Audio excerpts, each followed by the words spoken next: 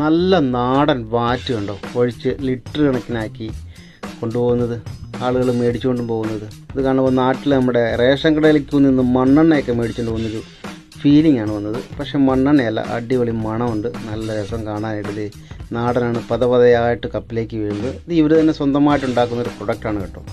കേരളത്തിലുള്ള സർക്കാരും ഉദ്യോഗസ്ഥന്മാരും ഇതൊക്കെ ഒന്ന് കാണണം.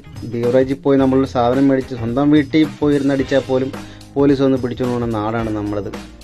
അപ്പം ഇവിടുത്തെ വ്യത്യസ്തമായ ഒരു കാഴ്ചയാണ്. ഇത് വലിയ കവറിലാക്കിയിട്ടാണ് ഇവർ സാധനങ്ങളൊക്കെ മേടിച്ചുകൊണ്ട് പോകുന്നത്.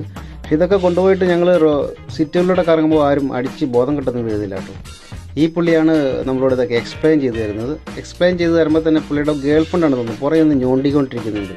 സ്വാഭാവികം, സ്ത്രീജനങ്ങൾക്ക് മദ്യത്തോട് അത്ര വലിയ താല്പര്യമില്ലല്ലോ, അതുകൊണ്ടാണെന്ന് തോന്നുന്നു. എന്തായാലും ഇത് ഇവർ പല പല കുപ്പികളിലാക്കിയിട്ട് പല പല ഫ്ലേവറുകളിൽ വിൽക്കാൻ വേണ്ടി വെച്ചിട്ടുണ്ട് കേട്ടോ. നല്ല അടിപൊളിയായിട്ടുണ്ട്. എന്തായാലും ഇവിടുത്തെ ഒരു വളരെ പ്രത്യേകത തന്നെയാണ് ഈ സംഭവം.